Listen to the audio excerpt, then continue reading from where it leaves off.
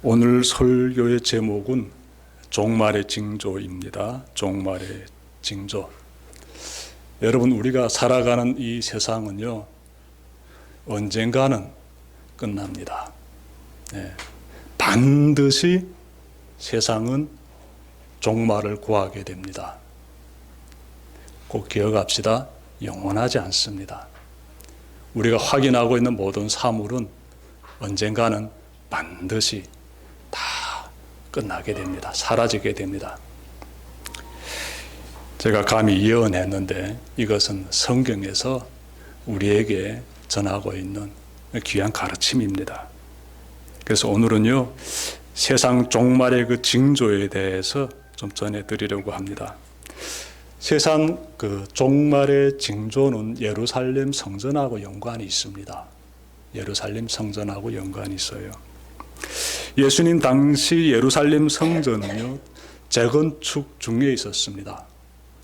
기원전 20년경에 예루살렘에 있는 성전이 이렇게 재건축을 시작했는데 기원 후 64년경에 완공이 됩니다. 그러니 한 80년 가까이 재건축 공사가 진행이 되었어요.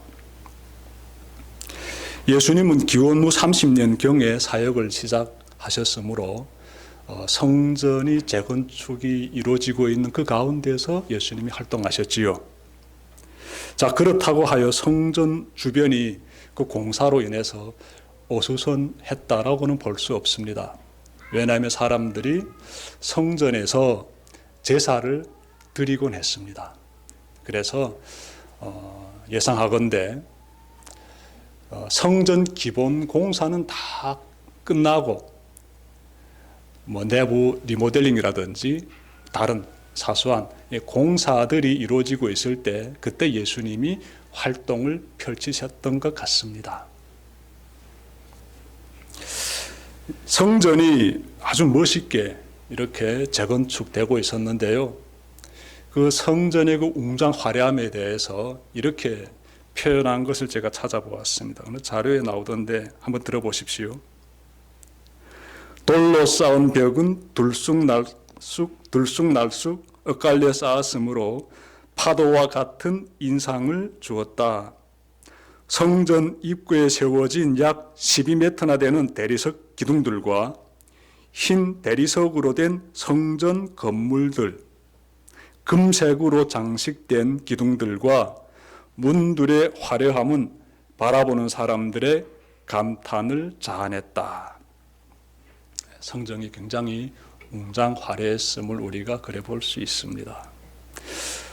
본문의 1절을 보시면 예수님의 제자들도 성전의 이와 같은 웅장 화려함에 크게 감탄하며 예수님도 자신들과 같은 심정이었는지를 알아보려고 합니다. 그래서 그들이 예수님에게 성전 건물을 이렇게 가리켜 보여주었다라고 1절에서 말씀하고 있는데요. 자, 제자들이 이러한 모습에 예수님께서 이렇게 말씀하십니다. 2절이지요. 너희는 이 모든 것을 보고 있지 않느냐? 내가 진정으로 너희에게 말한다. 여기 돌 하나도 돌 위에 남아있지 않고 다 무너질 것이다. 여러분, 예수님의 제자들은 이 정말 굉장히 멋있는 이 웅장한 이 성전을 바라보면서 나름의 큰 자부심을 가지고 있습니다. 이 제자들만이 가지고 있는 자부심이 아니에요. 이 유대인들 모두가 가지고 있는 그러한 자부심이에요.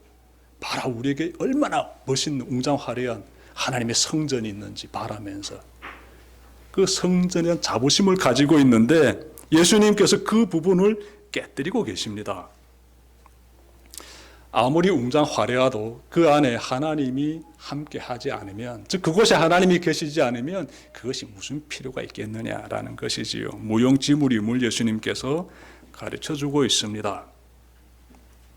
저 성전이 지금은 저렇게 감탄이 절로 나올 정도로 멋있지만 언젠가는 반드시 돌 하나도 돌 위에 남아있지 않을 정도로 다 무너지게 된다고 예수님께서 예언하십니다. 예언하고 계셔요. 그러므로 겉만 보고 판단하지 말아라 라는 것이지요. 겉만 보고 판단하지 말아라. 그곳에 하나님이 계시지 않아 라는 것입니다. 자, 세상 사람들이 살아가는 모습을 보게 되면은요, 물론 우리도 포함됩니다. 우리는 겉모습에 굉장히 신경을 씁니다. 예, 이 외모 관리를 굉장히 열심히 하지요. 그거 굉장히 중요하기 때문에 그렇습니다. 저희 집 근처에 독일에서 만든 아주 고급 승용차를 파는 그 대리점이 하나 있습니다. 저는 그 옆을 지나갈 때마다 그곳에서 일하는 사람들을 이렇게 늘 보곤 하는데, 이 사람들이요 굉장히 근사하게 딱 정장을 차려입고 정말 단정하게 외모를 딱 가꾸면서 그 안에서 일합니다. 왜 그러겠습니까? 그렇게 겉모습을 잘 가꿔야, 그래야 고객의 그 어떤 호감을 불러일으킬 수 있고, 또 비싼 자동차도 잘 팔 수 있으니까. 그래서 외모에 신경 쓰는 것이지요. 연인들도 마찬가지입니다. 연인들 사랑하는 사람과 함께 미래를 꿈꿀 때 외모를 가꾸지 않고 그 만남의 장소로 나간다. 그 있을 수 없는 일이지요. 굉장히 거울 앞에서 외모를 잘 단정하게 가꾸고 꾸리고 나가는 거예요. 겉모습을 잘 가꾸는 것은 우리가 살아가는데 굉장히 많은 유익이 됩니다. 그래서 겉모습은 꼭 가꿔야 되는 것이에요. 근데 중요한 것은 겉모습만 가꾸면 안 된다는 것이지요. 이 내면을 잘 성찰해야 합니다. 내면을. 여러분, 하나님께서요, 우리의 겉만 보시는 것이 아니라 더 하나님께서 깊이 보시는 것이 있는데 우리의 내면이에요. 속사람을 보십니다. 그러니까 우리가 늘 겉도 중요하지만 그 내면의 그 나의 믿음의 상태에 대해서 잘 성찰해야 합니다. 내 내면의 상태에 대해서 내가 지금 하나님과 함께 하고 있는지 잘 성찰해야 한다. 그것이 아주 중요합니다. 만약 겉모습은 하나님 믿는 사람인데 내 내면에 하나님의 말씀이 없고 그냥 세상 사람들처럼 세상의 생각과 이러한 생활 방식들로서 푹 젖어 있다라게 되면은, 그러면 그 사람의 영혼은 병든 상태예요. 병든 상태. 심각합니다. 영혼이 죽어가고 있습니다. 잘 성찰하시길 바랍니다. 우리가 예배를 통해서 내면의 성찰을 하게 되고 참 은혜로운 시간 가지게 되는데, 오늘도 그러한 시간 될 줄 믿습니다.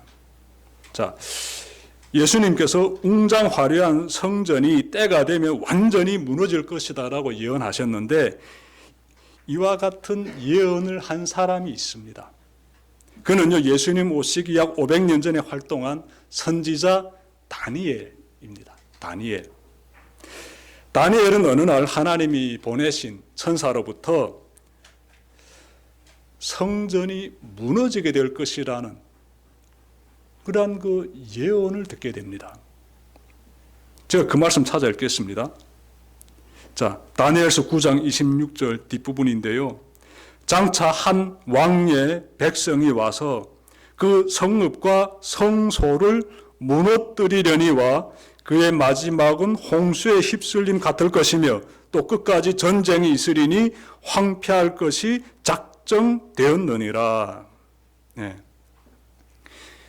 다니엘은요, 예수님 오시기 수백 년 전에 활동했던 사람인데, 이 사람이 이렇게 하나님의 천사로부터 하나님의 계획에 대해서 받아놨지요. 그 내용 보니까 이제 성전이 세워지게 되는데 그 성전 완전히 무너지게 될 것이다라는 거예요. 잠깐 제가 좀 부연 설명해 드리겠습니다. 네. 이미 이때는 이스라엘 민족이 큰 자부심을 가지고 바라봤던 그 솔로몬 성전이라고 있었는데, 그 솔로몬 성전이 파괴되어 버린 때입니다. 누구에 의해서? 바벨론이라는 강대국에 의해서 하나님의 성전이 파괴되고 백성의 지도자들은 포로로 끌려간 정말 암흑과 같은 때입니다. 그러한 포로기를 보낼 때예요. 그때 그 다니엘이라는 이 하나님이 쓰시는 그릇이지요. 이 선지자를 통해서 하나님께서 장차 이제 성전이 세워지게 될 것인데 그 성전이 이제 파괴돼 버리게 된다라고 예언의 말씀 주신 거예요. 포로기가 끝나고 나서 이스라엘 민족은 스룹바벨이라는 민족의 지도자를 통해서 성전을 다시 재건합니다. 예. 그런데 그 성전을 다시 재확장 공사한 사람이 누군가면 헤롯이에요. 헤롯 왕이에요. 그 사람이 아주 제가 앞서 말씀드린 것처럼 굉장히 멋있게 화려하게 성전을 지금 재건축하고 있어요. 그런데 예수님께서 저 성전 이제 완전히 폐허가 되어버릴 것이다. 돌 하나도 돌 위에 남아있지 않을 정도로 완전히 폐허가 되어버릴 것이다 라고 예수님께서 지금 재차 말씀하시는 거예요. 예수님 말씀 여러분들 보면서 구약 선지자 다니엘이 예언했던 그 정말 어마어마한 정말 심각한 그 예언의 말씀이 다시 한번 중복되고 있구나라는 걸 우리가 좀 깨달았으면 좋겠습니다. 실제로 어떤 일이 벌어지는가 하면요. 기원 후 64년에 완공된 이 엄청난 웅장화려한 이 성전이 그로부터 불과 6년 뒤에 대략 6년으로 추정할 수 있는데 로마의 침공을 받아가지고 완전히 폐허가 되어버립니다. 80년 가까이 공들여서 건축한 이 어마어마한 웅장화려한 큰 성전이 불과 6년 만에 로마의 침공을 받아가지고 완전히 폐허가 되어버립니다. 이 역사적 사실이에요. 예수님의 예언이 그대로 이루어지게 됩니다. 자, 유대인들에게 있어서 성전이 파괴된다는 것은요, 종말의 심판이 도래했음을 의미합니다. 그래서 제자들은 예수님께서 이렇게 말씀하시니까 성전 파괴에 대해서 예언의 말씀하시자 그들이 예수님께 종말의 때와 그리고 주님의 재림과 그리고 종말의 징조에 대해서 물어보게 됩니다. 그 내용이 3절에서 나와요. 자, 제자들이 이렇게 물어봅니다. 이런 일들이 언제 일어나겠습니까? 선생님께서 다시 오시는 때와 세상 끝날에는 어떤 징조가 있겠습니까? 우리에게 말씀해 주십시오. 예수님께서 답변해 주십니다. 그 내용이 마태복음 24장에 쭉 기록되어 있습니다. 예수님께서 말씀하신 내용을 제가 간단히 요약해서 5가지로 정리해 드리겠습니다. 첫째로 예수님이 그 종말에 있을 징조에 대해서 말씀하시는데 자칭 그리스도라며 사람들을 미혹하는 자들이 등장할 것이다. 자, 둘째로 전쟁과 기근과 그리고 지진이 있을 것이다. 그리고 셋째로 예수 믿는 사람들을 박해할 것이다. 넷째로 불법이 판을 치고 사랑이 식어갈 것이다. 다섯째로 천국 복음이 온 세상으로 전파될 것이다. 이렇게 종말에 있을 징조들에 대해서 예수님께서 하나하나 가르쳐 주십니다. 오늘은 2가지만 살펴보겠습니다. 종말에 나타날 5가지 징조들 중에서 오늘은 2가지만 전해드리겠습니다. 자, 우선 자칭 그리스도라며 사람들을 미혹하는 자들이 등장할 것이다 라고 예수님께서 말씀하셨습니다. 자, 4절과 5절 보십시오. 예수께서 그들에게 말씀하셨다. 누구에게도 속지 않도록 조심하여라. 많은 사람이 내 이름으로 와서 말하기를 내가 그리스도이다 하면서 많은 사람을 속일 것이다. 세상 종말의 그날과 연관돼서 우리가 좀 잘 살펴봐야 되는데 그 징조의 첫 번째가 뭔가 봤더니 거짓 그리스도들이 등장할 것이다 라는 것입니다.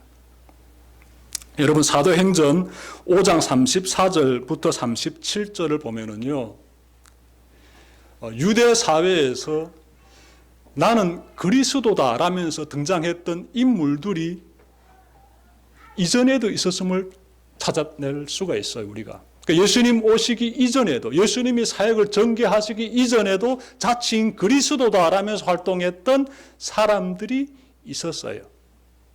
사도행전 보게 되면 그 부분을 우리가 찾아볼 수 있고요. 유대 역사가인 요세푸스에 의하면 기원 후 66년부터 70년 사이에 많은 거짓 그리스도가 있었다라고 합니다. 그러니 내가 그리스도라고 이렇게 사람들에게 막 이렇게 자신을 드러내면서 활동했던 인간들이 여러 명 됐다는 것이에요.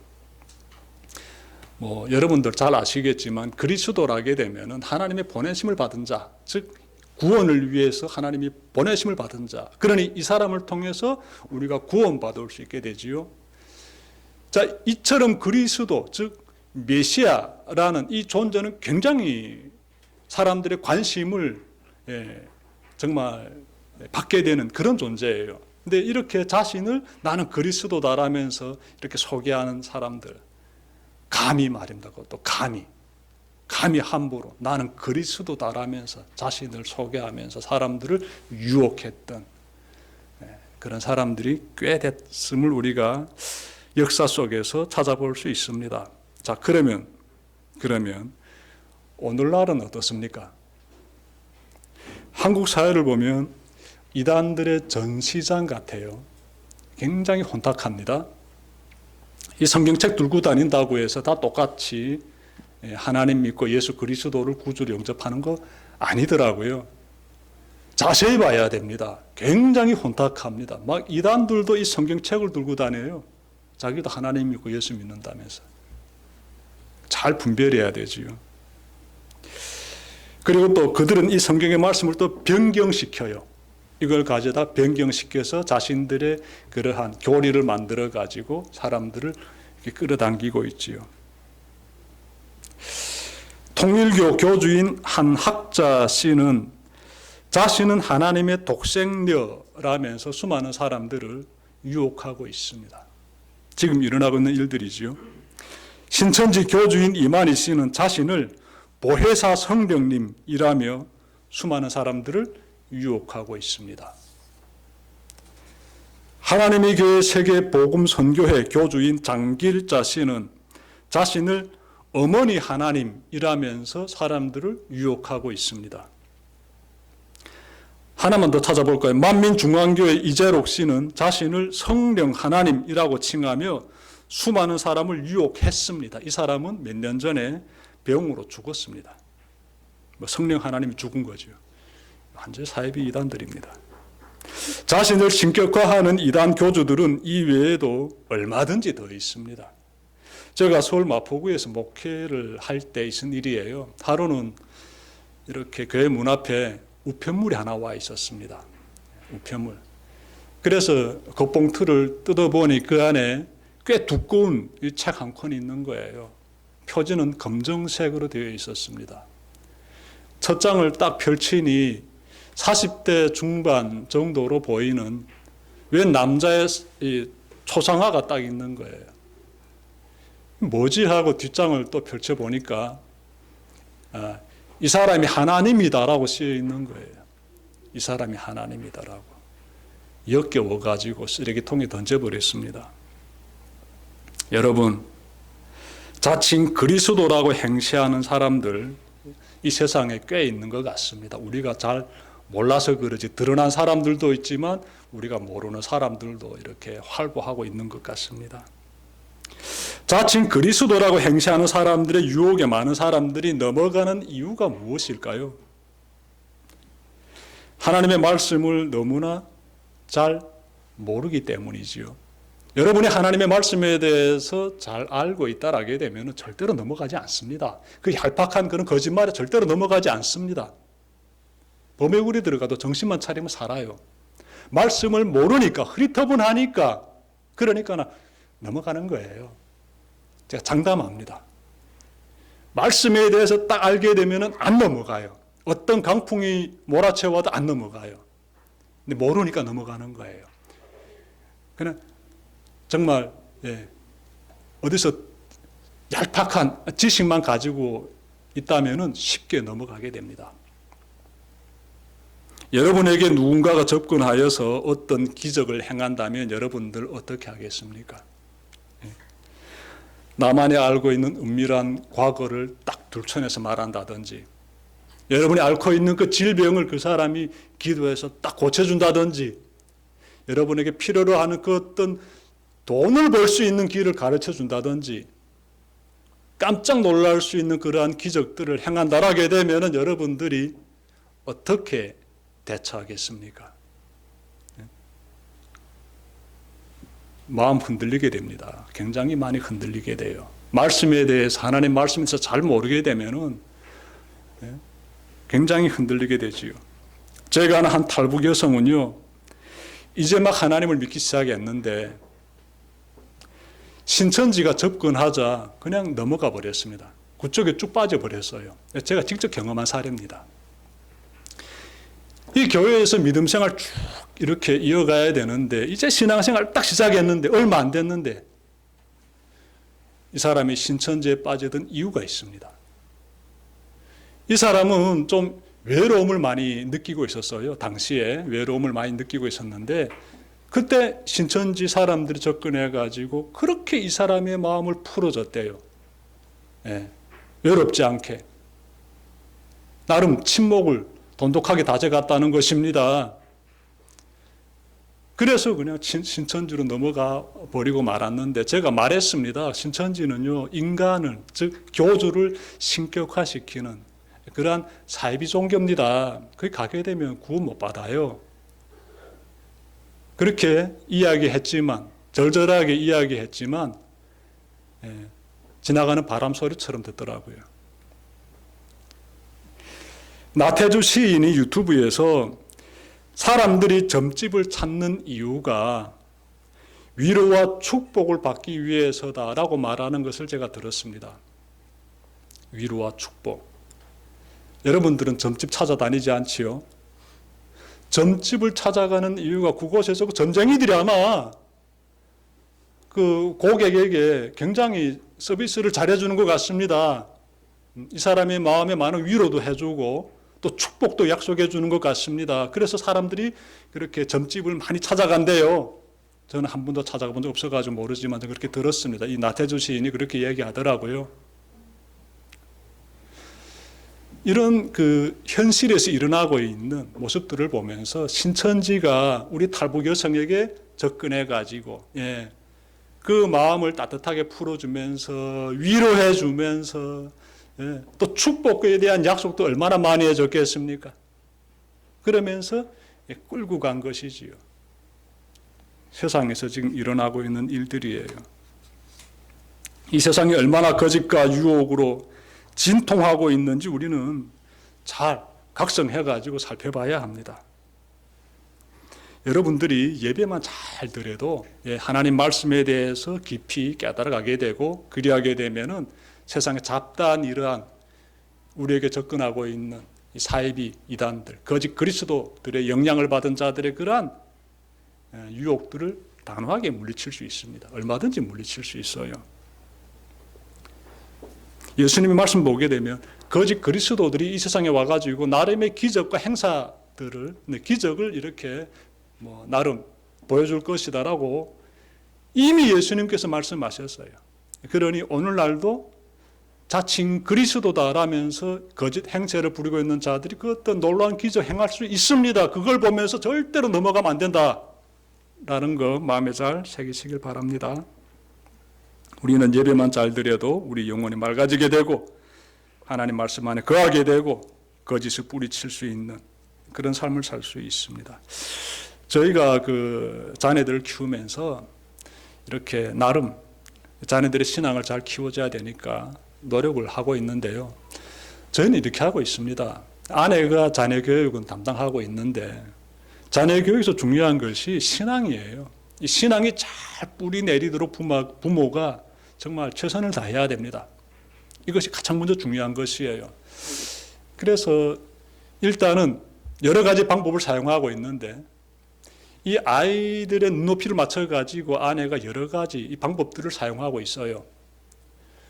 때에 따라서는 성경을 좀 필사도 시키고 그리고 또 이렇게 성경과 연관된 애니메이션을 또 보여준다든지 또 이렇게 오손도손 자녀들과 함께 이야기하면서 신앙에 대해서도 이렇게 질문도 받고 답변도 하면서 이렇게 자녀들의 신앙을 어려서부터 쭉 이렇게 심어주고 있는데 특별히 우리가 강조하고 있는 것은 예배 참석입니다. 예배 참석. 우리 자녀들이 태어나서부터 쭉 이렇게 주일이면 몸에 배에 있으니까 와서 예배 드리지요. 예배를 통해서 하나님의 말씀이 내 안에 들어와서 나를 변화시키는 놀라운 감격들을 경험하게 돼요. 예배만 없다면 그런 감격들 경험할 수가 없지요. 경험할 수가 없어요. 그래서 여러분들께서도 항상 어떻게 나만의 믿음 생활 잘 지켜가는 것이 아니라 나의 가족들도 모두 예배에 잘 참석함으로써 우리가 이렇게 이 험한 세상을 살아가야 되는데, 이 거짓의 유혹이 판을 치는 이 세상을 잘 살아가야 되는데 정말 최선을 다해가지고 자녀들의 신앙을 잘 심어줄 수 있었으면 좋겠습니다. 자, 이제 두 번째로 종말의 징조로서 찾아보아야 할 것은 전쟁이 되겠습니다. 전쟁. 종말의 징조로서 전쟁이 있을 것이다 라고 예수님께서 말씀하시는데요. 6절 보십시오. 또 너희는 여기저기서 전쟁이 일어난 소식과 전쟁이 일어나리라는 소문을 들을 것이다. 그러나 너희는 당황하지 않도록 주의하여라. 이런 일이 반드시 일어나야 한다. 그러나 아직 끝은 아니다. 좀 무거운 주제지요. 무거운 주제입니다. 여러분, 세상 보니까 수많은 사람이 지금 전쟁으로 죽어가고 있습니다. 지금 일어나고 있는 일들이지요. 2022년 우크라이나와 러시아 간의 전쟁으로 수십만 명의 사람들이 목숨을 잃었다라고 합니다. 2023년에 터진 이스라엘과 하마스 간의 전쟁으로 수만 명의 사람이 목숨을 잃었다고 합니다. 자, 그리고 지난주에 터진 미국과 이스라엘이 연합하여서 이스라엘과 전쟁을 일으켰는데 벌써 수천 명이 목숨을 잃었다라고 합니다. 이런 전쟁들은 지금도 현재 진행형이에요. 이 순간도 전쟁터에서 서로가 서로를 죽이고 있습니다. 여러분, 전쟁은요, 오늘날에만 일어나는 것이 아닙니다. 성경 보게 되면 가인과 아벨의 그 엄청난 사건 여러분들 기억하고 있지요? 최초의 인류인 아담과 하와가 낳은 그 자식들이 어떻게 합니까? 형이 동생을 죽이지 않습니까? 형이 동생을 죽인다고요. 그 끔찍한 사건이 일어나요. 그 사건 이후로 지금도 이 땅 가운데서 피가 마른 적이 있습니까? 지금도 계속 이 땅에서는 피가 흐르고 있지요. 수많은 생명이 죽어가고 있습니다. 무엇 때문에? 전쟁으로 인하여서 말입니다. 성경 보게 되면은요, 이 전쟁하는 그 사건들이 막 나오고 있는데 가장 대표적인 사건 찾으라면은 저는 그래요. 가나안 정복 전쟁이다. 가나안 정복 전쟁이다. 이스라엘 민족이 애굽에서 출애굽해가지고 나와가지고 광야에서 40년 시간 보낸 다음에 그 다음 어떻게 합니까? 지중해 연안에 있는 가나안 땅으로 들어가지 않습니까? 들어가서 뭘 했지요? 가나안 지역에 있는 그 토착민들이 살고 있는 그 주거지, 그 성읍들을 차례차례 공격하지 않았습니까? 그래서 점령하고 또 점령하고 또 점령해서 마지막에 이스라엘 왕국을 건설했지요. 그래서 여호수아서 보게 되면 전쟁하는 내용들이 줄을 잇고 있습니다. 이스라엘 민족의 그러한 역사 보니까 전쟁의 역사였다라고도 볼 수 있겠습니다. 그들이 그렇게 전쟁을 해서 가나안 땅의 그 영토를 차지한 다음에 평화롭게 살았습니까? 성경 보니까요, 주변에 있는 블레셋 민족을 비롯해가지고 여러 민족들과 또 여러 차례 전쟁을 치르게 됩니다. 그리고요, 애굽이라든지 그리고 아수르라든지 바벨론이라든지 페르시아라든지 그리스라든지 로마라든지 이런 강대국들의 공격을 받아가지고 그때마다 그들에게 패해서 식민지로서 전락되는 그런 모습들을 보여주고 있습니다.